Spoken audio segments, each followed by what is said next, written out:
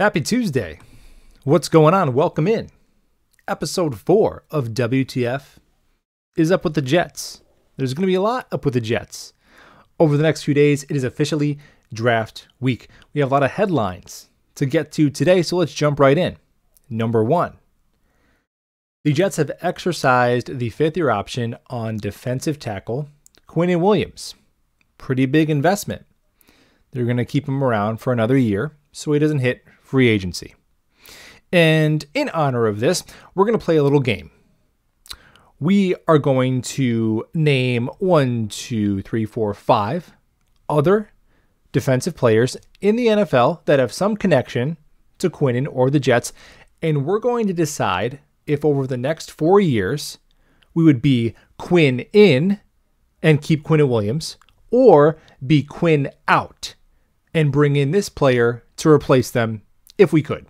If we had to pick between one or the other, are we Quinn in or Quinn out? Let's get it rolling.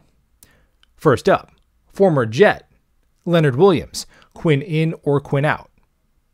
I'm going to be Quinn in. I would keep Quinnen Williams over Leonard Williams. It's close. Leonard's best season, slightly more production in terms of sacks. But the floor has also been lower because we remember those seasons where he did next to nothing before he got traded, disappeared on tape a few times. And I think Quinnen is a little bit stouter against the run. And maybe I'm biased here, but I cannot unsee those disappearing acts from Leonard Williams. So I'm Quinn in there. Next up, Josh Allen. Whoa, in our division? No. Of the Jacksonville Jaguars, edge rusher. Here, I'd be Quinn out. I'd bring in Josh Allen to replace Quinnen Williams if I had the chance. I think Josh Allen is poised for a breakout season next year, a 12-plus sack season, because I think the Jaguars are going to go ahead and draft an edge rusher to pair alongside of him, freeing him up so he's not getting double-teamed, and I think he breaks out. Next up, a guy is in our division and who was drafted in the same draft class as Quinnen Williams, Ed Oliver. I'm going to be Quinn in. I would keep Quinnen Williams. Ed Oliver, been inconsistent, smaller. I think, again, Quinnen is better against the run. And Ed Oliver also landed in a much better situation in a well-oiled machine that has been the Buffalo Bills defense. I think if you put Quinnen Williams into that system with that talent, he would have produced much more. Obviously, the Jets defense in a bit of a rebuild. Got 2 more players to go. A couple of fun ones. All right. Jamal Adams. Yeah, I'd be Quinn in. Obviously, age is a factor, and obviously I'm slightly trolling here, but listen, let's not forget, Jamal Adams did make an all-pro team. Jamal Adams, on a per-game basis, is the best blitzing defensive back in NFL history, but that's kind of the only thing he's elite at. He seems to be a guy without a position, Jamal. He really is kind of an undersized will linebacker. He just doesn't have the hands or the range to play safety. I would take Quinnen Williams over Jamal Adams for the next 5 years. And finally, a teammate of Quinnen Williams, Bryce Hall. I had to think about this. A lot of factors come into play. Positional value, health, production, and I'd be Quinn out. I'd keep Bryce Hall over Quinnen Williams. I may be crazy here. But Bryce Hall, he's got some really impressive analytics last year in terms of completion percentage allowed, passer rating allowed, passes defended, and it was an anemic secondary, so it's not like teams were looking to go after him. There was plenty of other targets to go after, and he really held his own, mostly covering the other team's best receiving option last year. So I don't know. I think when they're both on the open market, it's tough to say because NFL teams really value that draft pedigree, right?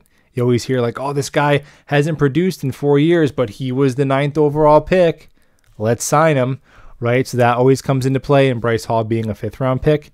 But I think Bryce Hall has been the more consistent, more healthy, and just better player. I'd stick with Bryce Hall. All right, so that wraps up Quinn in or Quinn out. I'd be Quinn in over Leonard Williams, Ed Oliver, and Jamal Adams, and I would bring in Josh Allen, and I would stick with Bryce Hall if given the chance. Let's move into this. Travon Walker is now the favorite to be the number 1 pick of the NFL draft by the Jacksonville Jaguars. And man, 9.5 sacks in his career. We just talked about Jamal Adams. Jamal Adams had 9.5 sacks in 2020. So you'd be taking a guy whose job is to rush the passer, and he had 9.5 sacks in his career, the same amount of sacks as a box safety had in one season. Okay. And this tells me, if the Jaguars do this, that they like Travon Walker significantly more than Aiden Hutchinson. How do I know this? Well, let's think about it this way. Let's say I'm your financial planner, right? I'm giving you some advice, how to move some money around. And let's say I tell you to invest in Amazon. Here's the data that shows why this is a good investment. All the top experts say, here's where you should put your money. Here's where they're putting their money. Now, if Amazon tanks and you lose some money, maybe you give me another chance, right? Now, on the other hand, if you come in and I say, no, don't put your money in Amazon. There's this new tech startup I know about, and it hasn't produced much, but man, it has a ton of potential. Trust me. And that goes belly up. You're looking for a new financial planner. So this tells me that if you're taking Travon Walker over Aiden Hutchinson, you must like him significantly more, because if it was close, you'd go with the safer pick. Because this isn't Madden. These are human beings making these decisions who are trying to keep their job. So this is a human decision, and it is a fascinating one. Travon Walker could be the number 1 overall pick. All right. If you've hung around this long, consider liking the video. Maybe even consider hitting subscribe. I'll be giving away one of these New York Jets official draft cap, along with a large zip-up Jets hoodie on draft night. A couple more days to enter. I'll be giving it away to a random subscriber. Doesn't matter when you subscribed, you're all eligible. All right, now, this is smoke season, right? You kind of have to delete Twitter from your phone for the next 48 hours. But we're going to wade into the smoke a little bit. We're going to breathe it in a little bit, just a little bit of it, on 2 players. Right? There's 2 players that you're consistently seeing tied to the Jets from the Jets beat. Guys like DJ Vienemi, right? Rich Cimini. The blue checks on Twitter. The first is Ikem Ekwanu, offensive tackle, North Carolina State. DJ just tweeted out today that he has it sourced that the Jets are very unlikely to pass up on Icky if he is available at number 4. Now, I don't think this is the best allocation of resources, and I do think this. If that's the pick at 4, somebody's getting moved. Somebody's getting moved. Why? Because if you take Ikem Ekwanu at number 4 and Becton and Fant are your tackles and there's nowhere for him to play, that's bad optics. For a team that won 4 games last year to have a number 4 overall pick essentially starting the year redshirting, that's bad optics. So now who gets moved? Well, the first thing I'm thinking, if Icky is the pick at 4, I'm bummed, not because I don't like Icky, but because I think that is an indictment on Mekhi Becton's health. And that scares me. So it tells me one of 2 things. If they pick Icky number 1, they don't think Mekhi Becton is going to fully recover from his injury in a timely manner. Or number 2, that the contract extension talks that have been reported with Fant have kind of hit a stalemate. So maybe Fant gets moved. And Fant would have some takers. He's got some trade value for sure.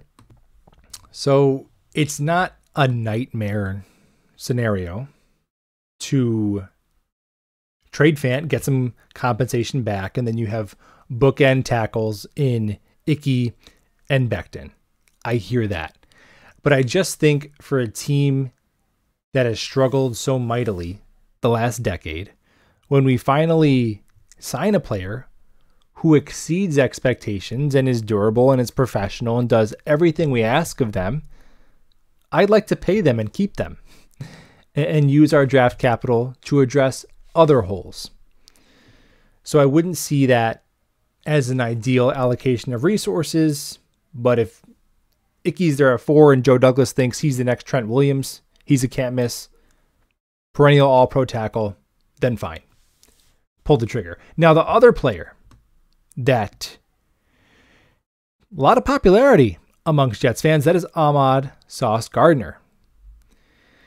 And he's definitely a top 4 prospect, so that's not a problem, the talent level. Obviously, the positional value comes into play here. So that's a legitimate argument to be had. Now, what I don't think is a legitimate argument is people who say he's not a good scheme fit because we play a lot of zone and he's a press man corner. Well, good coaching staffs tweak and tailor their systems to fit their talent, particularly if you add elite talent. Switch up your system a little bit. You know, what if Derrick Henry became available and a team said, nah, we don't really run the ball a lot, so we don't really have a need for Derrick Henry. Right? Steph Curry's available, but you know what? We're more of a pick and roll basketball team. We don't shoot a lot of threes. I mean, if my corner room looks like Sauce Gardner, DJ Reed, Bryce Hall, I'm playing more man coverage, right? Speaking of Bryce Hall, another reason why I wouldn't be bothered by the Sauce Gardner pick is although our corner room is in good shape, we also don't have a ton of money invested in our cornerback room. DJ Reed's the only guy getting paid. And if you brought in Sauce Gardner, all the other guys would be on rookie contracts. And I don't think that having adequate starters at a position is reason enough to pass on potential Hall of Fame talent. But the positional value definitely comes into play when talking about Sauce Gardner. Now, if you're going to take him, he's got to be a Hall of Famer. If you're going to go corner at 4, he must be a Hall of Famer. And you might say, well, what do you mean? Isn't that the criteria for any pick at number 4 to be a Hall of Famer? Not necessarily, to be honest.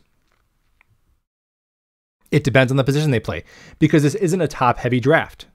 This is a deep draft, but it's not flush with blue-chip talent at the top. And if we look at how the NFL values pretty good players at other positions, I mean, Kirk Cousins is a pretty good quarterback. And speaking of Amazon and Apple, he might be worth more than them. And then you look at guys like Emmanuel Ogbah, a pretty good edge rusher, just got 16, 17 million a year. More than JC Jackson, an elite, historically productive corner.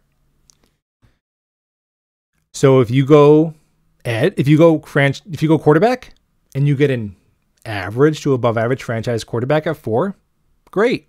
If you go edge and you get a pretty good borderline Pro Bowl edge, double-digit sacks, fine. But if you go corner, he's got to be a Hall of Famer, and I think Sauce Gardner just might be that. So he's a possibility. He definitely is. Now, there's a lot to consider in the draft, right? There's these different mindsets. Best player available. We need to draft for need.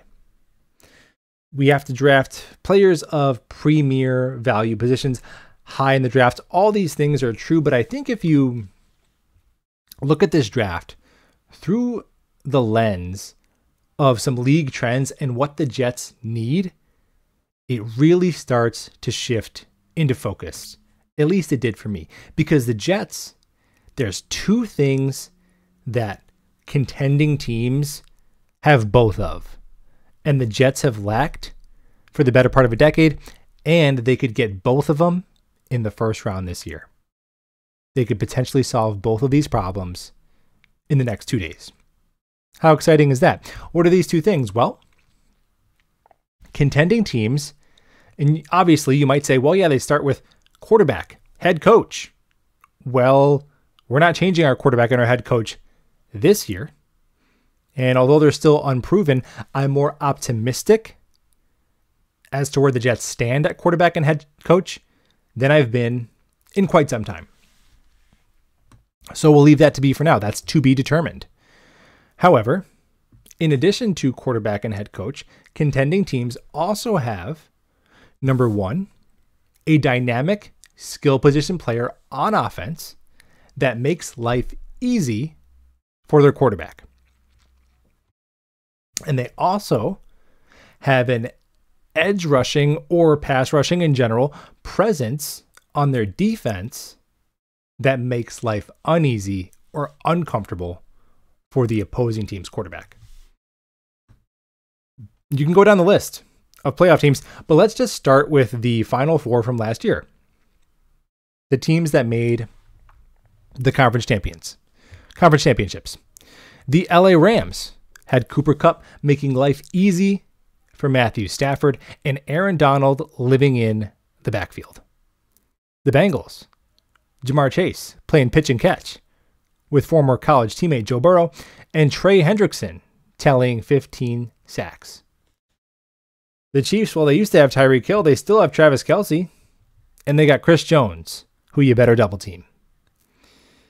And the 49ers, they have Deebo Samuel, a unicorn, and Nick Bosa, one of the most gifted pass rushers to come out of college in quite some time. They all have that.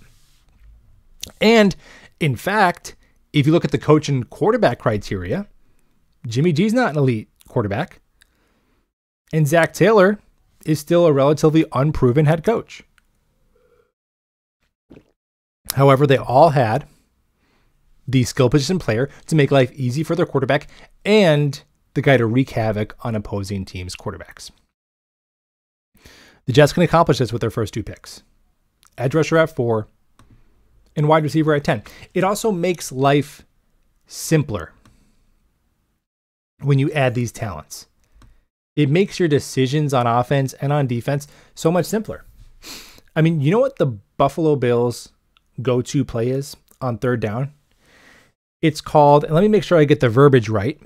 It's been a while since I watched John Gruden's QB school, but I think it goes like, hey, Stephon Diggs, be significantly more talented than the cornerback lining up across from you. That's the play. You know what the Chiefs like to run on third down? Hey, Travis Kelce, be the biggest matchup nightmare in the NFL.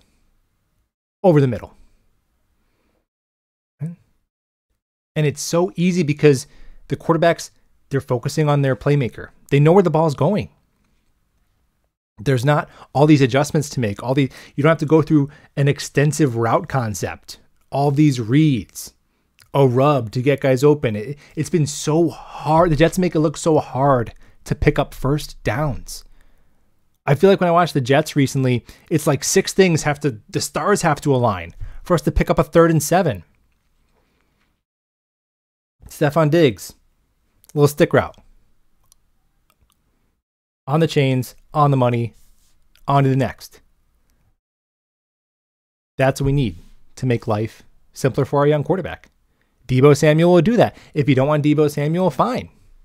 And you think Garrett Wilson or Jamison Williams can do that at 10? Awesome. Let's make that happen for our young quarterback, and let's get our guy who can make other teams' quarterbacks uncomfortable too, because you see that same simplicity, that same clarity when you get this type of playmaker on defense. Hey, Nick Bosa, other team, in a 2-minute drill. Pin your ears back, get us home.